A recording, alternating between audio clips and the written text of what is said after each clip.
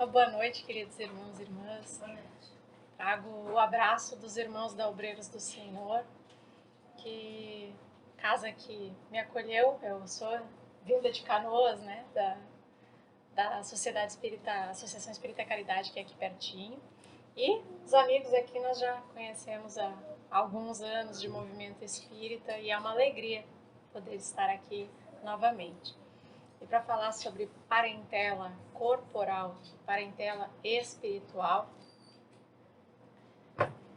que consta no Evangelho segundo o Espiritismo, no capítulo 14, honrar pai e mãe.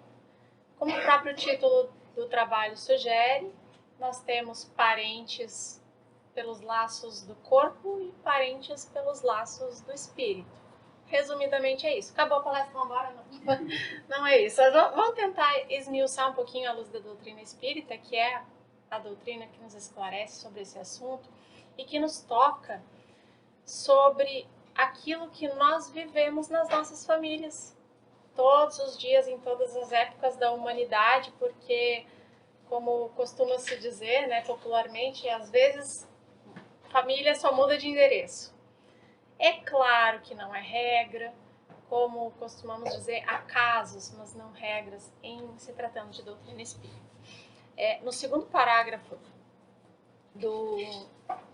desse subitem, que é parentela corporal e espiritual, no capítulo 14 do Evangelho segundo o Espiritismo, vou pedir licença aos irmãos aqui para fazer a leitura. Já estou lá no 19.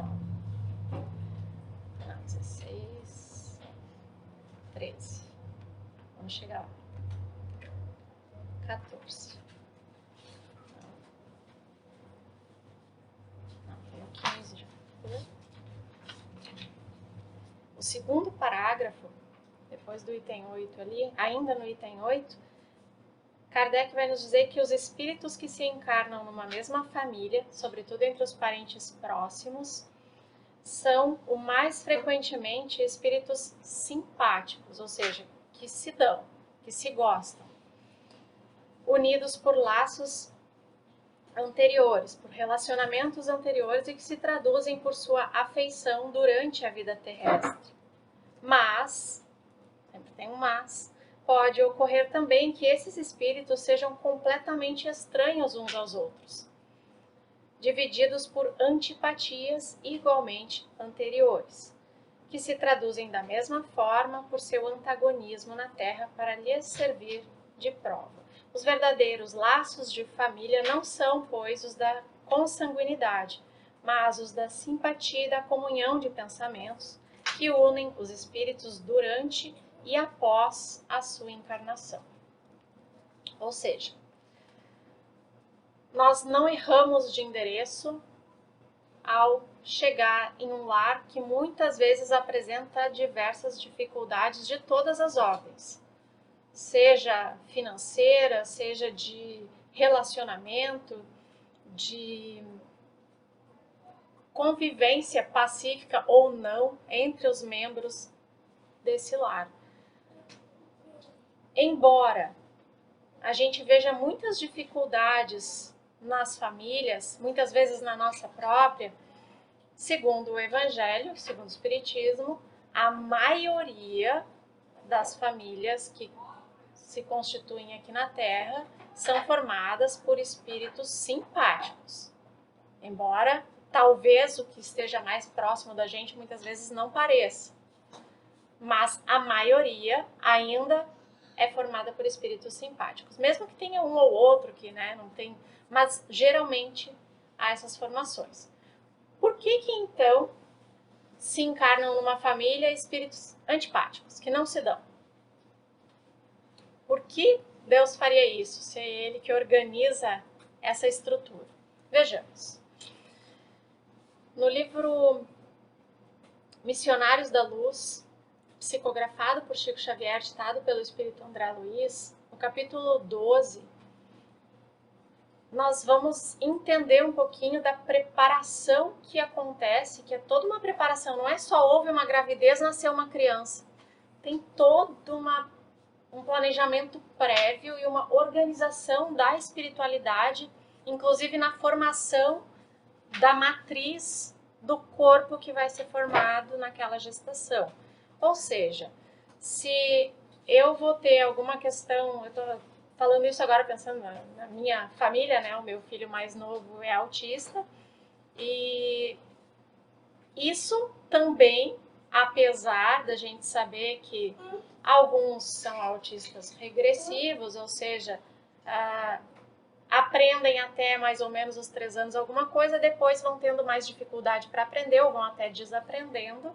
Não é o caso do meu filho, ele segue aprendendo, mas também é autista, ou seja, é um espectro amplo e que faz com que cada indivíduo apresente características diferentes. E tem muitas pessoas que dizem, não, essa criança não é autista nada, isso aí tá na moda agora, por isso que todo mundo tá falando. Mas é uma alteração neurológica.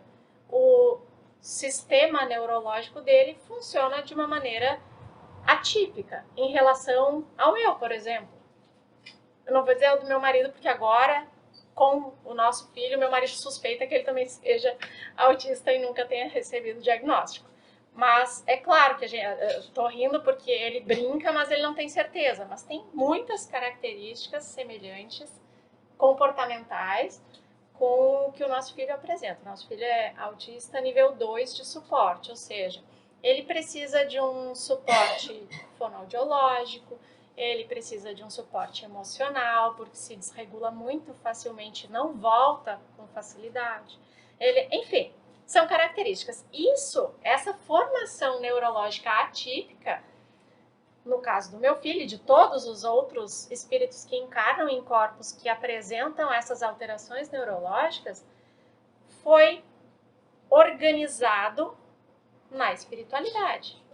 Técnicos, segundo André Luiz, técnicos no plano espiritual organizam, ajudam na organização da seleção das células, no caso os neurônios, nesse caso, da organização dessas células para apresentarem as características que vão auxiliar aquele espírito a utilizar o veículo que ele tem naquela encarnação, que é o corpo físico que ele precisa. E assim tantas outras. Situações, doenças ou síndromes ou dificuldades psicológicas que o espírito apresente naquela encarnação são matrizes espirituais. São matrizes que o espírito traz e só repassa para o corpo físico. Se eu sofro de enxaqueca há 30, 50 anos sofrendo de enxaqueca, mesmo tratando, volta e meia, tenho alguma crise, a enxaqueca é também. Mas é só uma dorzinha de cabeça? Não é.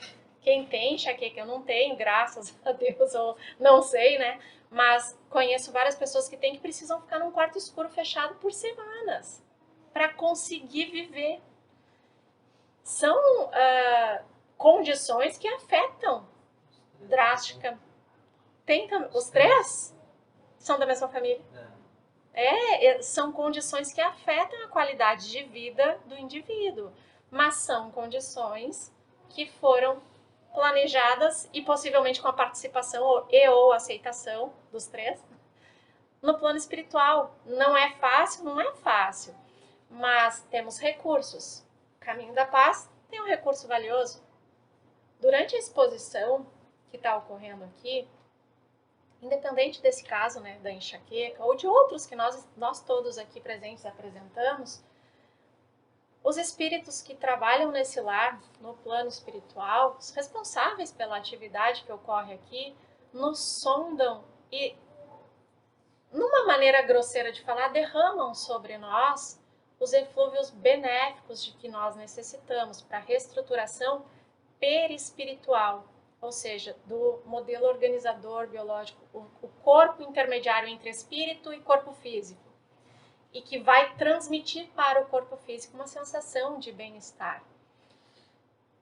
Porque não deixa de ser tratamental esse momento que nós estamos aqui, mesmo não havendo essa participação mais ativa, como num dia de estudo, por exemplo, nas quartas-feiras, aqui ainda quinta, como na quinta-feira, que é um dia de estudo que a gente pode participar mais, perguntar e tirar dúvidas. Mesmo assim, nós estamos recebendo os recursos espirituais que esse lar nos fornece para todas as nossas necessidades, mesmo para aquelas que nós não ousamos falar ou nem queremos pensar. Muitas vezes no atendimento fraterno, por mais que a gente saiba que seja sigiloso, muitos de nós não têm coragem de verbalizar aquilo que sente, por N motivos. E o que eu acho maravilhoso na doutrina espírita é que aqui não há julgamentos. E ninguém vai dizer assim, fulano veio com esta dificuldade, porque, nossa, foi o que a gente mais ouve de espíritas, eu estava conversando com a Lili antes, espíritas não convictos ou pouco esclarecidos, é que assim, mas fulano passa por essa dificuldade, imagina o espírito ruim que foi na outra existência. Julgamentos e mais julgamentos equivocados, porque muitas vezes o espírito pede para passar por aquela prova, por algum tipo de necessidade, ou é ainda resquício de outras. Vou pegar um exemplo de uma coisa que eu não tenho como comprovar isso e não exijo que ninguém se convença do que eu vou dizer, é uma experiência pessoal.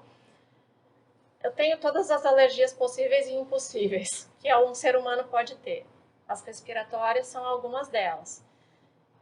Eu já tive sonhos muito reais em que eu levantava uma alavanca para liberar um gás nas câmaras de gás, sabe-se lá onde, talvez em Auschwitz ou em outros lugares, outros campos de concentração. E fazia isso sorrindo. Eu me via sorrindo enquanto fazia isso. Qualquer semelhança nem sempre é mera coincidência. Não é ter orgulho do passado delituoso, mas também não ter vergonha, saber que cada experiência que a gente recebe aqui é um presente da divindade. E que é um presente que não vem só para a gente usar. Tem todo um carinho na embalagem, no lacinho de fita, que são os recursos, os amigos. Os amigos. Os amigos que são a nossa parentela espiritual, verdadeiramente. Não que nós não tenhamos parentela espiritual no nosso núcleo familiar consanguíneo, ou onde nós nos criamos. É possível que tenhamos, e muitas vezes temos muitos, mas aqueles amigos são um acréscimo de misericórdia que a divindade nos fornece. Porque só de pensar num amigo, a gente se sente bem. Às vezes a gente está num mal-estar, numa angústia, já tem que conversar com fulano, que é meu amigo. Só de pensar eu já me senti bem. Se eu mando uma mensagem para o meu amigo e ele responde qualquer coisa, eu já me sinto melhor. Porque, segundo o Espírito Camilo, que dita a obra Desafios da Vida Familiar ao médium José Raul Teixeira, ele diz que nós nos sentimos nutridos psiquicamente. Assim como o nosso corpo também se nutre da energia que vem dos astros, do sol, a vitamina D tão preciosa e tantas outras que o sol nos fornece para o corpo físico, nós nos nutrimos psiquicamente da energia de outras pessoas. E da energia das plantas também. Eu não sei se acontece com todo mundo, mas eu vivo levando choque nas coisas. Mas coisas que às vezes nem conduzem eletricidade. Eu encosto, dá um choque mesmo, só não gruda. E quando eu tô assim, o que eu preciso fazer? Não é só uma prece. É botar o pé na grama, na terra, dar uma relaxada, conectar o pensamento com a minha própria natureza, que está interligada com a natureza da Terra. São coisas que não são imprescindíveis para a vida. A pessoa quer viver e continuar tomando choque, pode ser. Outras pessoas apresentam outros sintomas, não o do choque, mas dor de cabeça constante, ou aquela sensação de opressão, que eu nunca consigo terminar, o que eu vou fazer são perturbações que nós vamos criando para nós mesmos, e dessa forma atraindo os espíritos desencarnados que se afinizam com esse nível de perturbação. Um espírito que desencarnou e era um workaholic, uma pessoa que trabalhava dia e noite sem parar e não conseguia, e aquilo era a vida dele, ele vai estar onde? Se sentindo bem, do lado de uma pessoa que tem a mesma rotina que ele tinha. E o que ele vai fazer? Vai potencializar a nossa sensação de que eu preciso resolver o mundo, de que eu só vou ser bom o suficiente se eu estiver abraçando o mundo com as pernas, mesmo quando eu não tenho condições. Quando o Camilo fala isso no Desafios da Vida Familiar, ele fala sobre a saudade, que é um processo de desnutrição psíquica, muitas vezes, que pode fazer adoecer, inclusive biologicamente. Tem mães cujos filhos vão embora e elas ficam mal, adoecem mesmo, porque sentem aquela desnutrição psíquica da presença do filho. Muitas vezes quando o filho casa ou vai morar em outro país, enfim, adoecem de verdade. Vai no médico, não tem nada.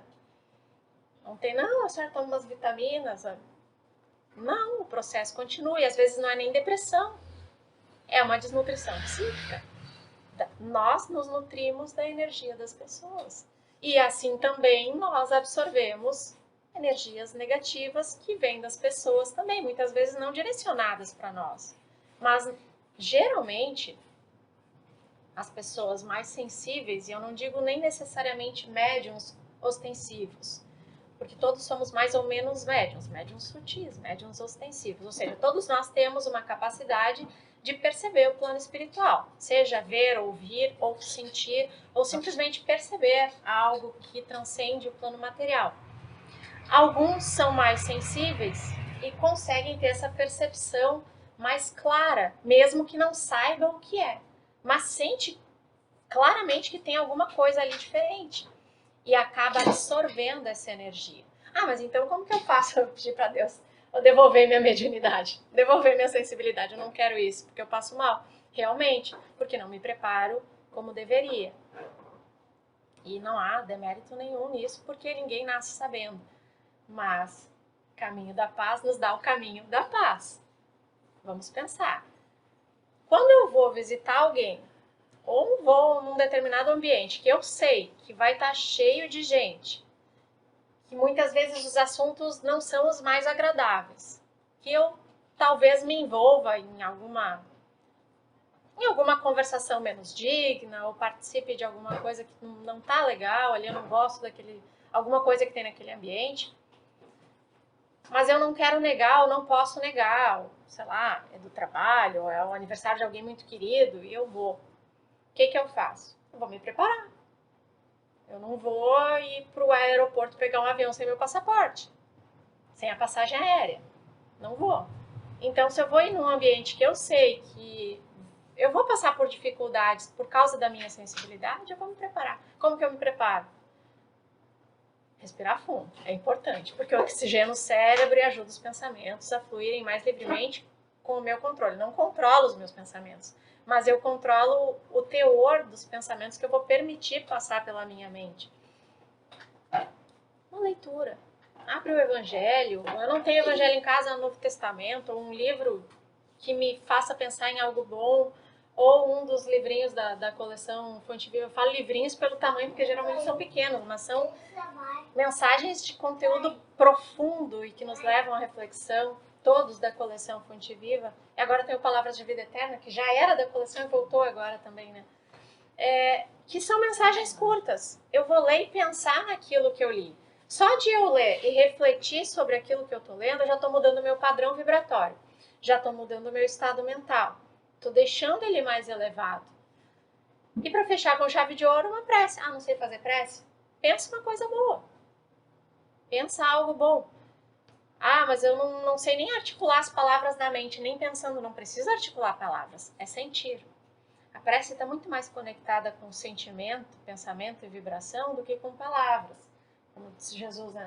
Não façais como os fariseus palavrosos que acham que de tanto orar, quanto mais palavras tiver as orações deles, mais benquistas serão por Deus, mais bem recebidas. E daí botam um tanto a mais para cobrar da pessoa que pediu a oração.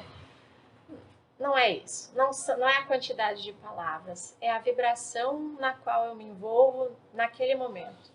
Não adianta eu pegar uma prece linda como a oração dominical que tem aqui no capítulo 28 do Evangelho, segundo o Espiritismo, que cada frase da oração dominical é comentada pelos espíritos auxiliares da codificação.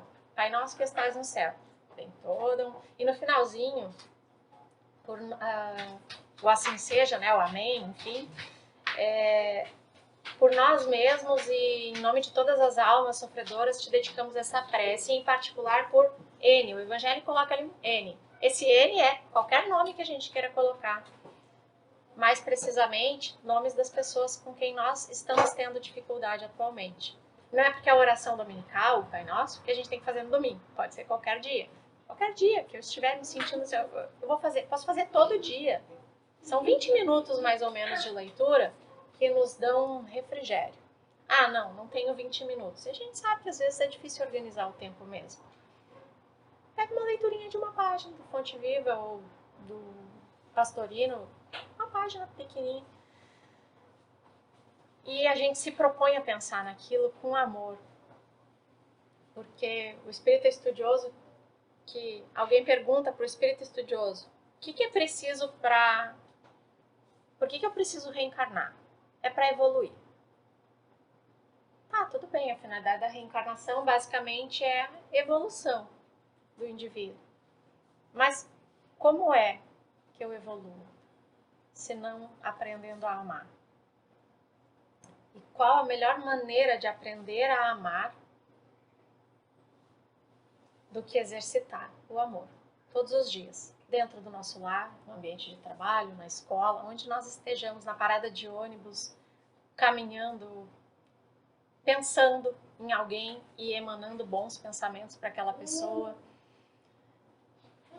Mas existe ainda o pulo do gato do amor, que é aprender a amar os inimigos. Ah, mas Jesus não disse que a gente tinha que amar mesmo os inimigos do jeito que a gente ama um amigo. É óbvio que isso não vai acontecer, porque o sentimento é totalmente outro. E é o sentimento que comanda. Mas apenas não desejando mal, beleza. Mas tem uma maneira melhor ainda. Recebendo esse inimigo nos meus braços como filho. Quando eu recebo nos meus braços um ser que pode ter sido o meu assassino da vida anterior, eu estou sublimando o amor. Eu estou transformando o perdão em amor. Porque só perdoar, posso perdoar de boca. Tem um caso muito famoso, que eu citei antes o livro aqui, Missionários da Luz, capítulo 12, que fala sobre a preparação do corpo para a encarnação, né? As matrizes espirituais que cada um de nós traz, é tudo bem planejadinho. E no capítulo seguinte, que é o 13, a reencarnação de Segismundo, que é um nome fictício, conta exatamente isso. A história do Adelino e da Raquel, um casal que tem um filho em torno de 5 anos, se não me engano, pequenininho. A mãe do nosso menino, não, ele tem 3. Um pouquinho maior que ele. E o casal tá tendo problemas, o Adelino anda trabalhando bastante, sempre chateado, chega em casa não conversa direito. E para ver como todos podem ser instrumentos tanto do mal como do bem. O filho deles, de 5 anos, foi o instrumento do bem que a espiritualidade encontrou para aproximar o casal.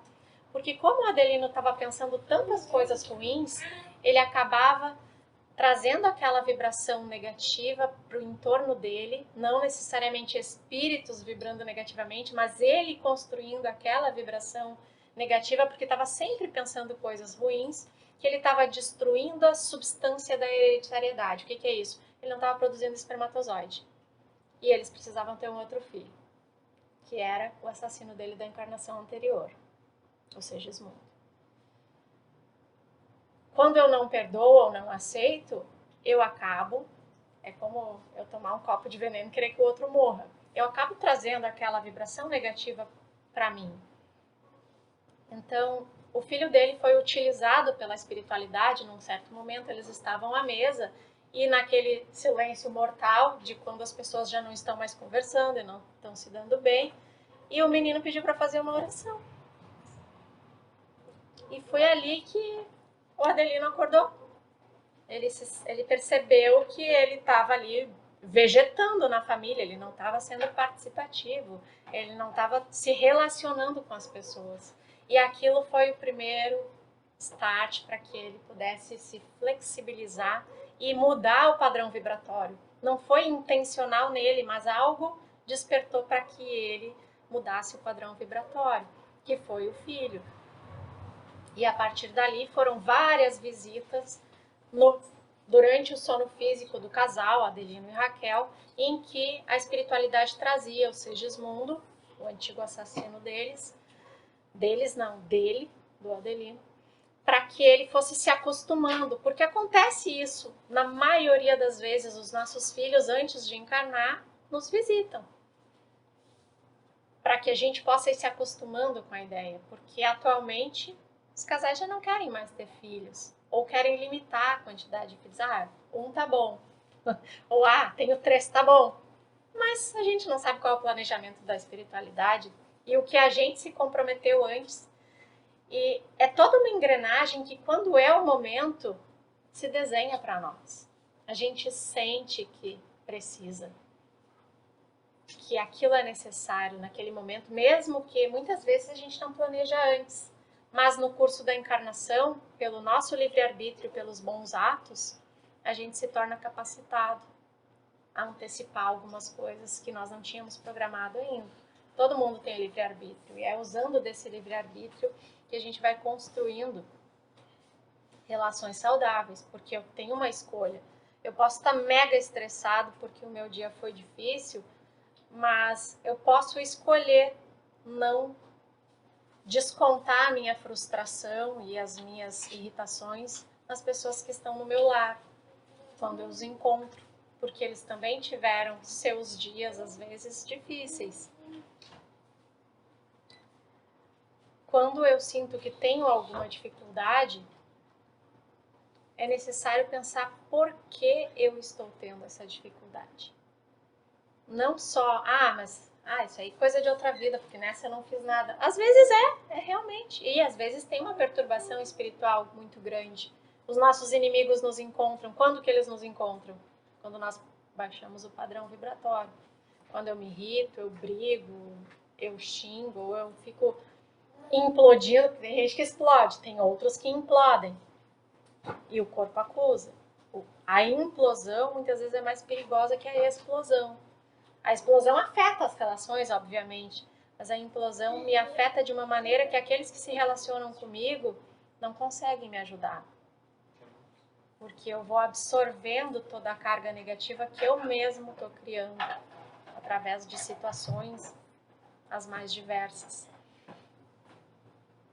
O melhor caminho sempre é eu me perdoar, independente do que eu tenha feito. Mas não é eu me perdoar para eu me sentir melhor e conformado com as coisas que estão acontecendo. É eu me perdoar para poder seguir adiante.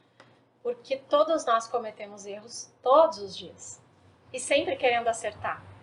Ou pelo menos na maioria das vezes a nossa intenção é fazer o melhor. Quando nós vemos que dentro do nosso lar tem pessoas muito difíceis de lidar, ou com as quais nós não estamos conseguindo ter uma relação saudável, nós sabemos, já com os esclarecimentos que o Espiritismo nos traz, que possivelmente, em algum momento do passado, um de nós ou ambos erramos. E não cabe aqui apontar quem errou e qual foi o erro, ficar supondo, mas fulano deve ter me matado. A gente tem essas suposições, né? Deve ter roubado tudo que eu tinha. Fazer suposições não ajuda a resolver o problema. Eu preciso sacudir a poeira, porque no meio da casa tá suja, a gente tá cheia de areia, a gente tira as cadeiras aqui, pega cada uma vassoura e começa a varrer para ver a poeirama que levanta. Parece que tá irrespirável, que não vai... Aquele é o pior momento. A casa tava boa antes, por que a gente foi mexer e vai? Por que a gente foi varrer a casa? Olha a poeirama que tá. Mas aí limpou. Quando começa a baixar a poeira, mesmo que ainda fique um pouquinho, tá bem mais limpo do que antes. Esse é o processo pelo qual nós estamos passando atualmente. Essa faxina espiritual que o nosso planeta vive hoje, porque nós estamos vivendo isso. O planeta só evolui porque a gente evolui. O nosso planeta está se encaminhando nesse processo regenerador para o 3º milênio, porque nós estamos querendo mudar. Ah, mas tem tanta coisa ruim acontecendo. Hoje, por exemplo, a minha filha não teve aula porque a escola estava fazendo uma reunião por medidas de segurança, para adotar medidas de segurança por medo. A gente entende, respeita e se cuida. Mas coisas ruins acontecem para que a gente perceba que precisa fazer coisas boas. Não só pensar coisas boas, porque o pensamento constrói é importante também, mas ter boas atitudes. E ter boas atitudes para prevenir coisas ruins é focar no que é mais importante. Eu não posso ser uma pessoa boa no meu trabalho se eu sou um déspota em casa. Eu não posso ser um palestrante, facilitador de estudos, se eu não dou a atenção que a minha família precisa. Mesmo quando na minha família tem pessoas que me maltratam. São escolhas que elas fazem de me maltratar. Eu passo por isso. Recebo xingamentos gratuitos. Às vezes até ofensa em rede social. Eu não posso controlar o que os outros pensam de mim. Eu posso seguir amando, porque cada um está no seu tempo. Chateia? É claro que chateia. Nós não somos perfeitos. Somos espíritos de terceira ordem, segundo o livro dos espíritos. Espíritos imperfeitos. Podemos ficar chateados, podemos ficar irritados, podemos chorar, podemos nos entristecer, não podemos nos manter assim. Isso é momentâneo. As coisas ruins são momentâneas. Se eu me mantenho chateado, irritado, estressado, eu vou atrair dor de estômago, dor de cabeça, dor de... Antes o meu irmão, né? Meu irmão diz que tem hérnia de disco porque ele guarda muitas coisas. Pode ser também, mas ele é cabeleireiro. Passa o dia inteiro aqui, ó, puxando cabelo para escovar. Então a coluninha já não aguenta tanto. Mas o guardar prejudica o corpo.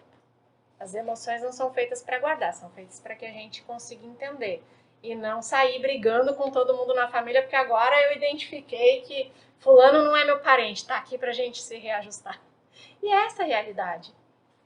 Aquelas pessoas mais difíceis no lar, ou na família, nos parentes próximos, são os nossos reajustes. O que costuma se dizer o resgate, né? A gente vai resgatar o cheque, dá uma dor de cabeça. Nem existe mais isso, eu acho. Resgatar cheque. Enfim. O reajuste diante das leis divinas é necessário para o nosso crescimento. Eu não posso deixar para outra encarnação. Às vezes o espírita fala assim, não, isso aí está muito difícil agora, já falei com Deus, eu vou deixar para outra encarnação que vai ser mais fácil. Às vezes na outra eu não vou reencontrar aqueles espíritos que eu prejudiquei. Às vezes eles vão estar em outro momento, ou talvez até por eu não ter dado a oportunidade nessa encarnação, eles não vão ter oportunidade de reencarnar daqui a pouco, ou vão ter ido para planos inferiores, regiões inferiores no plano espiritual, porque no plano espiritual não tem corpo físico, então a nossa mente comanda onde a gente vai. E muitas vezes as nossas mentes estão desajustadas com as leis divinas. É importante eu entender que existe a parentela corporal para eu saber o meu compromisso e a minha responsabilidade com essa família. Mas também saber que existe a parentela espiritual, que muitas vezes está também misturada ali no meu núcleo familiar, mas que também está fora. E eu não posso me sentir mal por vezes, porque às vezes eu amo mais aqueles que estão fora, desde que eu não deixe de assistir os que estão dentro. Emmanuel, no livro Caminho, Verdade e Vida, a lição 62 se chama Parentes ou Parentela, se não me engano. Fala sobre isso. Emmanuel diz que a parentela não é a família. Quer dizer, a família nem sempre é parentela, mas que a parentela, com o passar do tempo, vai se converter em família. Pode passar 100 anos, 300, 500, mas a parentela vai se converter em família, porque em algum momento todos nós vamos aprender a amar. E é isso que nós estamos nessa encarnação tentando exercitar o amor, para que as uniões sejam mais saudáveis. Tendo uniões saudáveis, com respeito e com tentativas de amor, ou mesmo com amor, nós vamos conseguir reconstruir, reconfigurar essas relações que, por algum motivo, no passado, ficaram mal resolvidas. E vamos resolver, porque nós recebemos a oportunidade, o bilhete da reencarnação, enquanto